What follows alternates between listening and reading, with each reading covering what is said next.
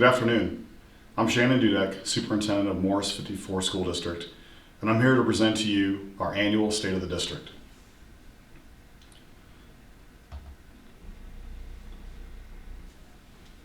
This year is obviously unique to other years. Unfortunately, last year we weren't able to have the State of the District because of COVID-19 and the restrictions that were under place. We were in regards to us having people at school, but this year we've decided to continue hosting the annual State of the District, but we're going to do it virtually. So with that, I went ahead and posted the slide deck and the notes of our presentation today onto our website and all of our social media platforms. And I would ask that as you watch the video, please download or use the slide deck that we distributed so you can see the slides and the information that I'm going to present. We're going to do the best we can with the visuals that we have. We're very happy with how things look and the ability for you to see the information that we're going to present. But I just ask that you have the information in front of you to really understand as I go through. As we get started, I'd like to recognize many people, many supporters that came through during the difficult time of the last year and a half or so. It hasn't been easy, it's been challenging, but we have seen incredible gains and incredible successes as we've shifted to a regular environment, to a COVID restrictive environment, to a hybrid environment, and now back to a more supportive, regular environment.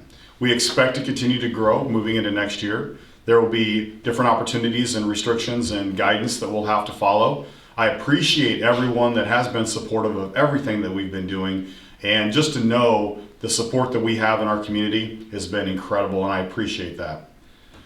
We're fortunate to have an incredible school community. This year, COVID changed everything we do, but our students and staff met all expectations. The impact of COVID on our school community is immeasurable.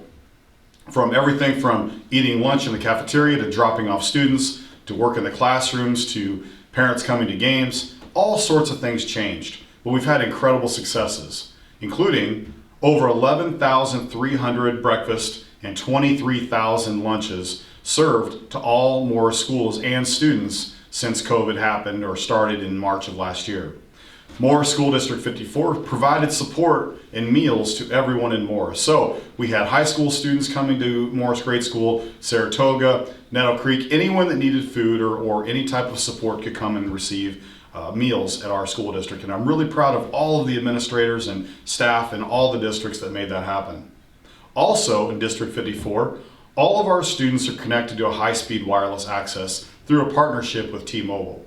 I'm really excited about what we were able to do, and all along we've been worried about trying to figure out how we create an emergency learning plan system model for our families and our students. And the one barrier that we knew we always had was the digital divide, or students at home not able to have internet access due to poverty or other circumstances.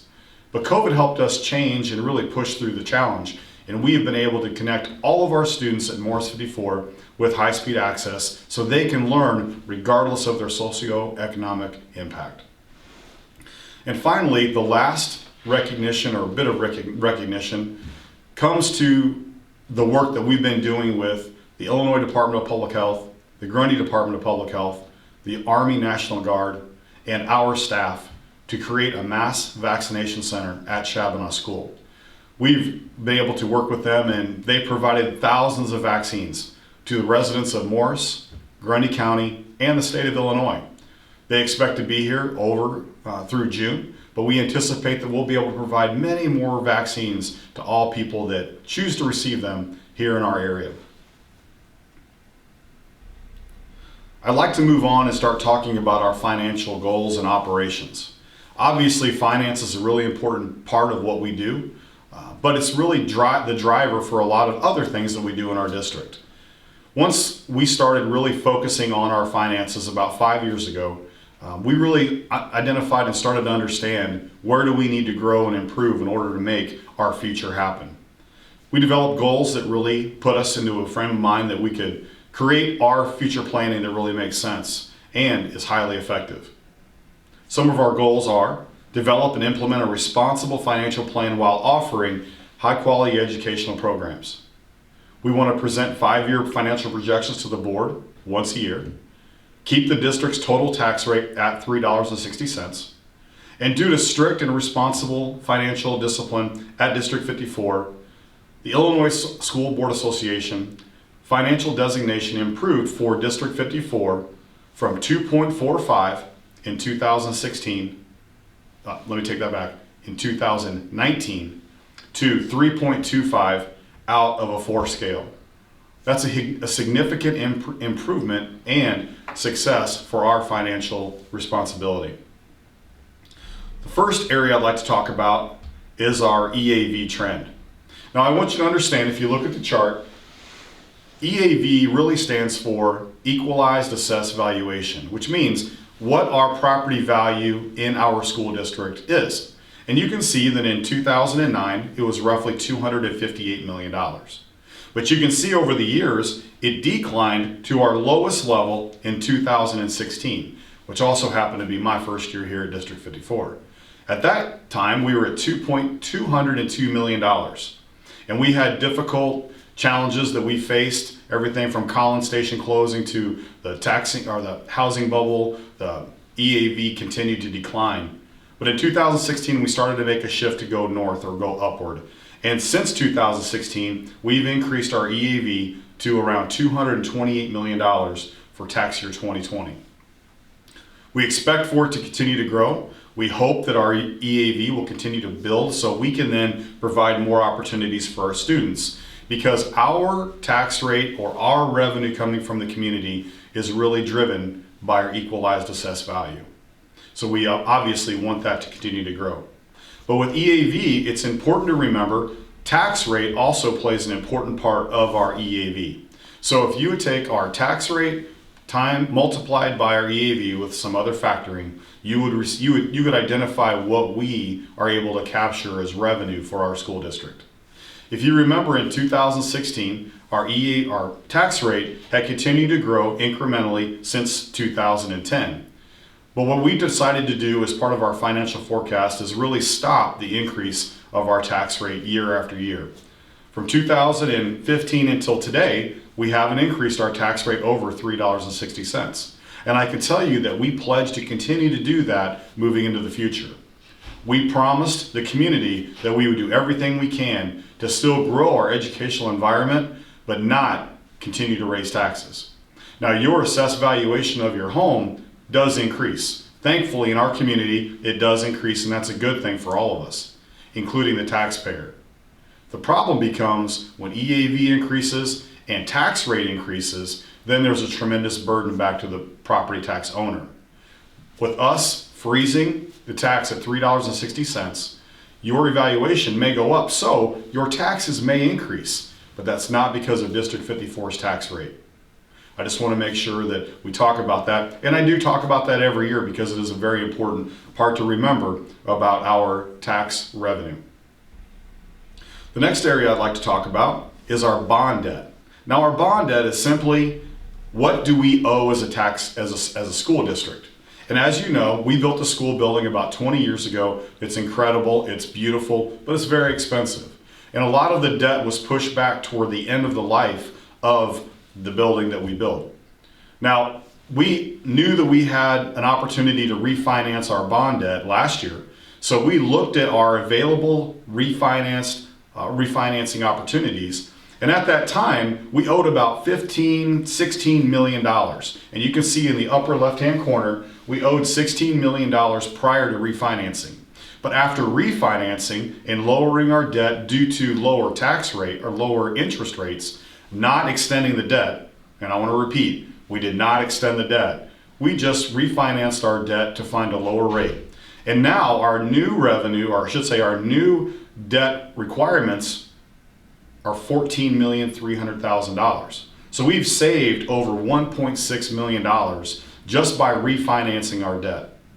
The good thing about that is obviously that's going to release the burden from the taxpayer, but it also shortens our debt on what we owe over the next few years. And if you can look down to fiscal year 28, you'll see that that's the last year of our debt that we have at this time. So our goal is to really look toward the future without overtaxing our population while still paying off the debt in our responsibilities from the past. So if you take the bond debt, you take the equalized assessed valuation, and you take the tax rate, they all play together. We've been able to pay down our debt, build our programming at the school district, while still keeping the tax rate at $3.60. And that's a huge accomplishment for both the school board, school administration, staff, students, community. We've all done this together, and we're very proud of that.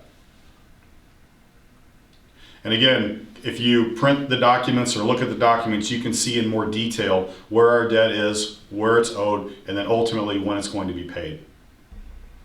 Okay, we're going to shift to enrollment at this time. And again, enrollment is very important to what we do.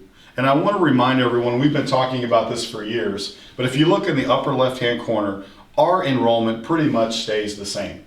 We're right around 1,200 students, and we're really proud with the fact that we can identify people want to stay in Morris, people want to raise their children in Morris. We're very proud of our school district. A lot of people want to live in our school district, and we're very excited about that. We look at enrollment and also live birth rate, if you would look at the bottom chart, and this helps us identify the amount of children that are born in our zip codes, helps us identify what our enrollment projections will look like moving forward. You can see that we anticipate maybe a little dip in 2023, and this is data that we capture from local organizations. But you can see that we anticipate that our enrollment to be roughly the same. The second chart that I have here is when we start talking about low income or low income percentages of enrollment. Now, our low income has been sitting around 40 to 45%. We expect that to continue. That's been a number we've had for a while, and in that area, we're going to talk about low income rates here in a few minutes. It has increased over time, but we've been pretty flat for the last few years here at District 54. You can see ethnicity rates on the upper right-hand corner, if you take a look at that, and you'll see that if you pull up the slide decks, you'll see where we are with our ethnicity. And then below that, in 2020, you can see where our student population is per grade level. And that's really important to see because it really helps us identify how many teachers we need at a certain grade level. And I get questions all the time like, why did a teacher move from this grade level to that grade level? Or why didn't we have another teacher for a grade level that we had maybe last year? It all comes down to enrollment per grade level. So this slide is really important to understand because it really drives what we need to do in the school district with our student needs.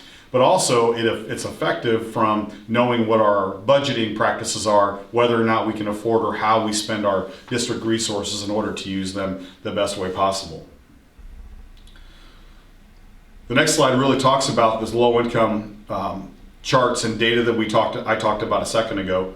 Since 2007, low income students at our district has increased by 20%. The state average has increased 10% over that time, but I would like to show you more specific recent data. You can see the green line that goes across the chart has been between 41% and 49% since 2014. So our numbers have increased since 2007, but since 2014 it's been pretty flat, and we've been between 40 and 50%.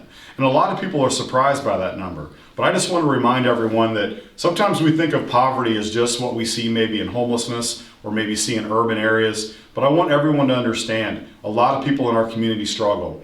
District 54 administration and school board, we recognize that. It's also part of the reason why we really work hard at stabilizing the tax rate and not being as big of a burden on our community that we can be. We do not want to hurt community members. We still want to be responsible in what we do while still providing resources for our students.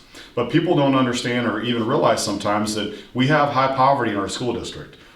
Sometimes rural poverty or poverty out in the country outside of Morris City proper, we don't always see those people and we don't know sometimes what they go through. So I will just say people are surprised by that number.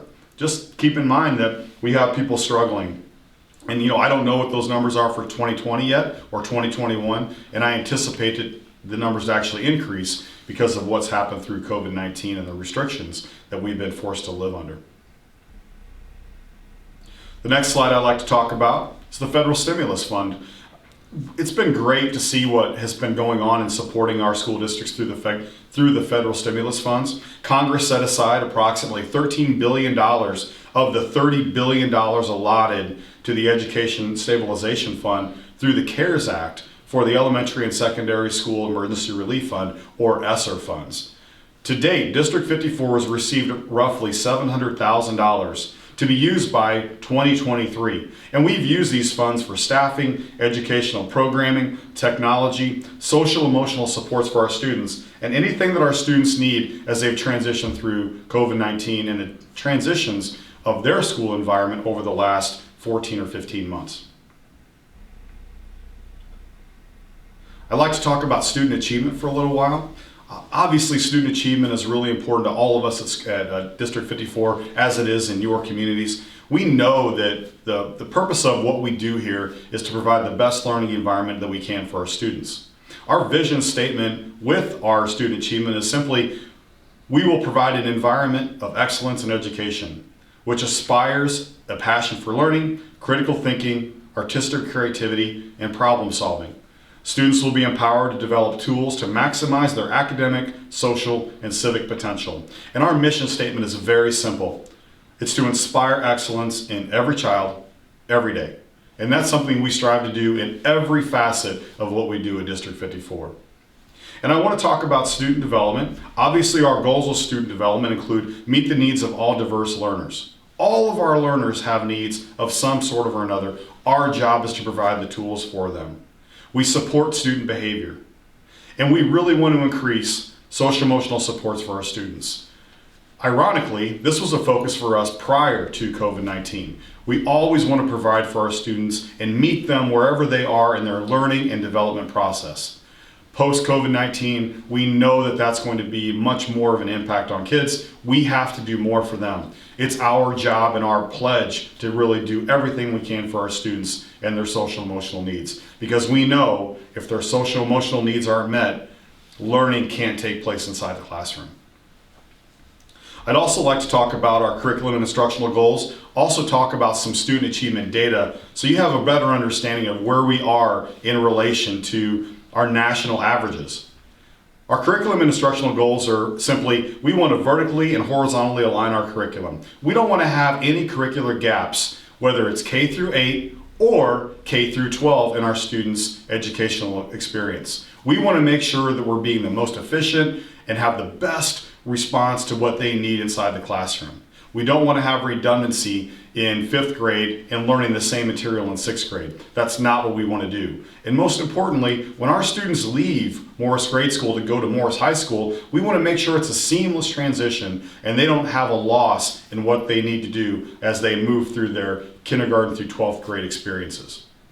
We also want to align our curriculum to Common Core and other state and national standards. It's imperative that we do that, and we know that research supports this move. We also want to provide quality professional development to our staff. We know that if we don't give our staff the tools and the cutting edge best practice, they can't do their best inside the classroom for our students. I'd like to move to student achievement, and sometimes student achievement really gets a bad rap. But here's the deal. We work really hard with our student achievement locally, nationally, and in the state. The state gets a bad rap for providing state assessments throughout with all of our students in Illinois. We believe in state assessments. We know that they're important, but our focus is really on locally. What do we do here that relates back to the national norm or national averages? And that's where we're really focused. In the state, since I've been in education over 20 years, we've had 5 or 6 different standardized test programs that we've had to follow. And there are even more, but I'm talking about the national statewide yearly test we take. And it's been really difficult to build any type of consistency through the state assessments. So what we really try to do at District 54 is, regardless what state assessment we must take through the state, we are going to use local assessments that we can build longitudinal data. We can see data over time to really identify student needs, student growth, and student achievement. Now, the 2 tests that we use are MAP data, or NWA data, which is on the right, and Fastbridge data, which is more for kindergarten through 5th grade. MAP data is more 6th grade through 8th grade. We are talking about maybe doing more testing with Fastbridge, but we'll see how that goes in the future. But right now I want to talk about where we are with our NWA or MAP data. I know that this is small, but I'm going to go ahead and pull it up, and I want to talk about a few numbers specifically. Now, if you look on the left-hand side, I know it's a little blurry, but if you look on the left-hand side, you'll have the grade level, the time of the test, and then over on the right, you'll see the median. Okay? So I want you just to take a look at the mean RIT score, which is going to be the average, and I'm going to tell you where our students are in relation to the national average. So if we look at 6th grade in the winter of 2020, our mean RIT score is 212. The national average is 213. So we're right there. If you look at the 7th grade mean score in the winter of 1920, it's 216, 217. The national average is 217. If you look at 8th grade, you can see that the mean score is 220. Our eighth grade scores are 220. The mean national average is 220. So we are on target for our national averages and where we need to be. Obviously, we want to get better. We want to grow. But I just want people to realize that our local assessments that we really believe in show that we're right where we need to be with room for improvement. I'm going to go ahead and move to math, our NWA math scores, and it's the same thing. If you look on the left-hand side, you'll see that we have our winter 19 and 2020 benchmark scores for 6th grade. The mean score is 215, 216 for us, and the mean score is 219. We have room to work on our math scores. Winter of 1920, we're at 221 for our scores. 224 is where we need to be based on the national average.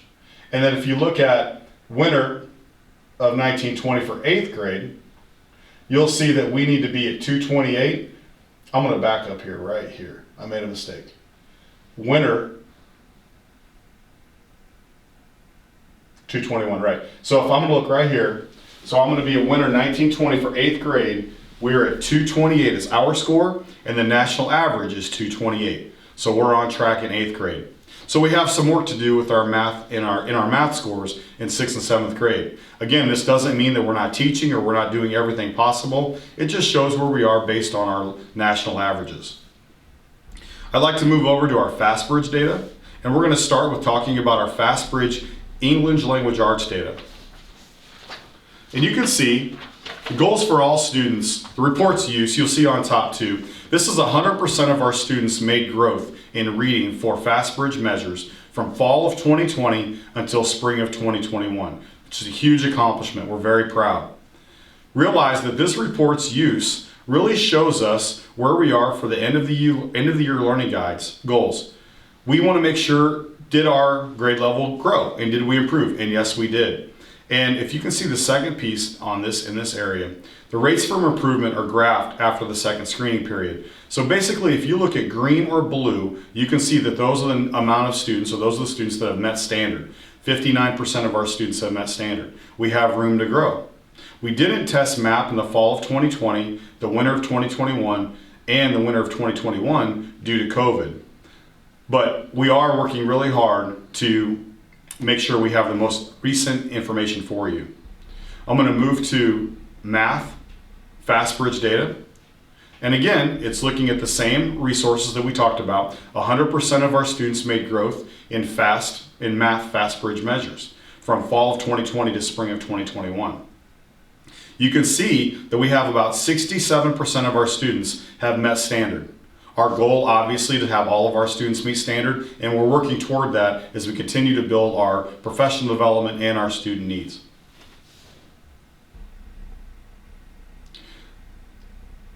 I would also like to talk about our preschool program, and we're so proud of our District 54 preschool program. Partnerships between Saratoga, Nettle Creek, and Morris Grade School, we've been able to really service over 125 students, and we've been funded for over $400,000. We continue to apply for the Preschool for All grant, and we still continue to build our preschool program. We have sites at Morris Grade School and Saratoga. Our Preschool for All program has achieved the gold standard of quality through Accelerate Illinois, and we know that that's an incredible accomplishment. Our transportation is provided for students through our grant. The addition of a parent educator to act as a liaison between the community, families, and schools has been a tremendous addition to our program. We also have family community nights, family fall fest, and gingerbread jamboree. And even through COVID-19, we've been able to do the best we can in providing preschool programming during the restrictions of COVID-19. And now I'd like to talk about the shared professional development that we have with all Morris schools. We share professional development. We believe in articulation meetings between Morris Elementary and the high school district. And remember, that's because we want to align our curriculum both horizontally between grade school districts in Morris and vertically between grade school districts and Morris High School. We also believe in all shared curriculum decisions. So our textbook adoptions and our curriculum development is really discussed with administrators across all the districts to help us really identify what curriculum or what textbook adoptions we should use. Now, that doesn't mean that we always do the exact same, but we evaluate and make decisions as a group, and then we go back and make decisions as a school district what best suits our needs. And I'm very proud of our district's work with other districts in Morris to make that happen. We also have technology goals. We firmly believe in technology integration, and really, if we haven't been working so diligently on technology integration since 2016, we wouldn't be where we were as we shifted to move to a remote environment in the spring of 2020. We support learning that reflects contemporary changes and interactions. We provide quality professional development and training for our staff. We support engaging technology, forms of communication, feedback, and assessment. We've also added instructional coaches, and I do have a little bit of good news, and I didn't add it on this slide. We already have 2 instructional coaches. We've added 2 more instructional coaches as we move into the next school year. So we will have 4 instructional coaches that will help support student needs and lead professional development for all of our staff as we move toward 21-22 school year. We have community engagement goals that we find to be imperative to being transparent with our community. We want to increase communication to all staff, student, parents, and community members. And like we've talked about before with transparency through COVID, we're very proud of what we've been able to do and really sharing as much information as we can with our community as we work through COVID-19 and going from regular school in the spring of 19 or 20 to a remote environment where we didn't know what was going on and what was happening due to COVID and the coronavirus epidemic, moving into the summer, moving into the fall of 2020, and then ultimately bringing our students back to school in a hybrid environment. And then in March of 2021, bringing our students back in a regular day, as many students as we can.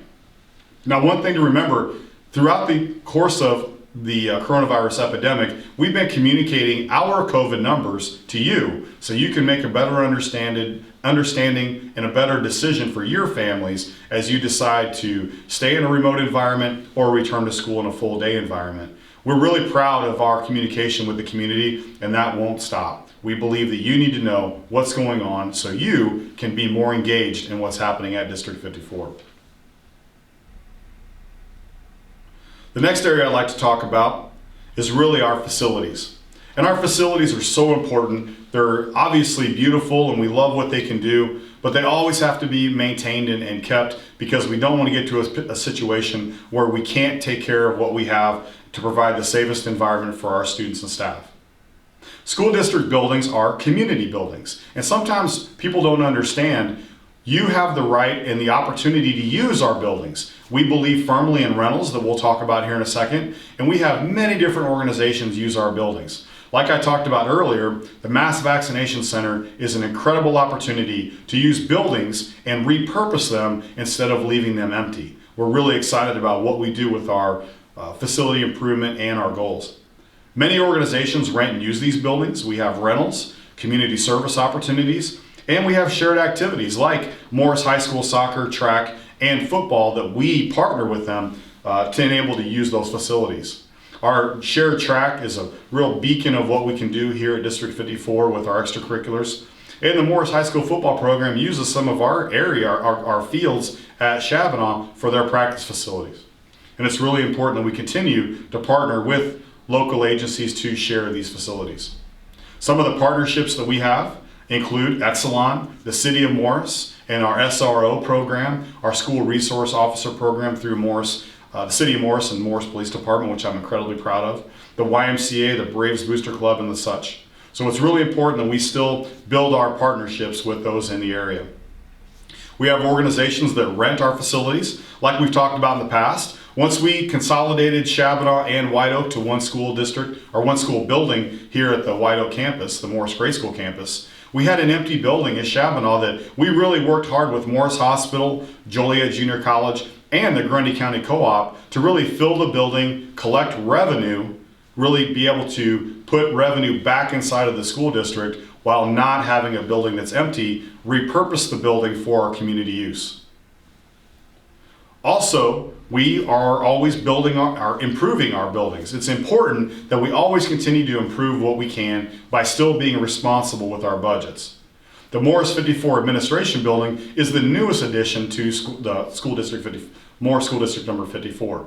If you get a chance to drive over by our facility, you may see a new brick building right on DuPont Road, and it has a red awning. That's usually how I identify where we are. And you'll see that we built a new administration building, 4,000 square feet, and it holds all of our central office staff. We also have our special ed department in this building, and all of our annual reviews, IEP meetings, 504 meetings take place in the boardroom that I'm standing in today. The total cost of the project was $804,000, which is a tremendous opportunity to keep our costs down while also offering an incredible space for our people. We partnered with Narvik Construction and really used local contractors and builders to build this facility with a local emphasis on keeping our tax dollars in Morris. We worked with so many different companies inside of Morris and contractors. I'm very proud of all of our work together and our partnerships to really develop where we are today. We also completed an upgrade of all of our classroom carpet to tile. So while we took out carpet that was over 20 years old, and you can imagine what some of the carpet looked like after 20 years old, we were able to put tile down in every classroom and really make it a safer, cleaner, and more effective environment for our students and staff. We also have technology upgrades. We continue to build our student and staff device inventory. We want to give our students and our staff the best possible tools that we can. We've added cabling inside of our building, servers, switches, and we continue to build our infrastructure to make sure that we can have the infrastructure available for our people and our students that they can do what they need to do and learn in the 21st century. We also have fiber optic cabling come to our building. We have infrastructure going on inside the administrative building, also at the school building. So we have all these things going on, and we continue to grow and build with our technology. Local school districts and agencies also partner with District 54 to make sure that we can lower our costs and our budget impact on what we're doing here at District 54. For example, our transportation partnership with Morris High School in Saratoga has saved our school district over $1.5 million, approaching $2 million since we co-opt our bus services with them. We also partnership with food service, office and school supplies, and building and grounds maintenance. And when we can partner with other school districts in Morris, we can drive down our overall cost for all of us, and we can all save money. And ultimately, the taxpayer can get more than what you pay for. We can lower our costs by sharing, which in turn we can put more into the school district while not raising taxes. As we talked about earlier, our communications strategy is imperative that we stay as up to date and transparent as possible. We know that we have to manage communications effectively, and it's a key dimension of leadership. You have to know what's happening in the school district. Not only do we share things through our app, our website, our social media platforms, but we also have outside visual communication like our signs and other forms of paper that we send home, all those types of things. We don't want to eliminate anyone's opportunity to really know what's happening at District 54. But not only is that important, our phones work. And a lot of people call us and talk to us all the time about things that are happening in our district, in our community, and what we need to know or something that we can do to help. And I just ask everyone that's viewing this, remember that you can reach out to anyone at District 54 to talk about anything you need in relation to our school district. So please don't hesitate. Even though we can communicate, we want to make sure that people understand that we love to accept any communication that comes from home. We continually review our communication strategy and ideas.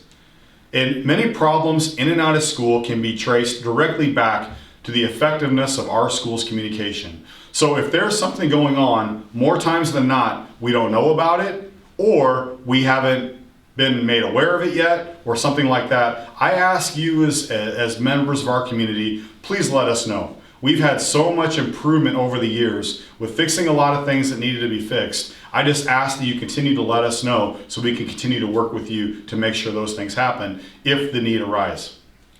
Whether it's information was communicated or not, what was communicated, how it was communicated, who communicated it, those are all challenges that we really need to work toward in really building the best communication bridge between District 54 and the community.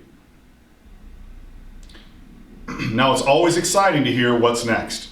We always want to know, and we're very proud of everything we do.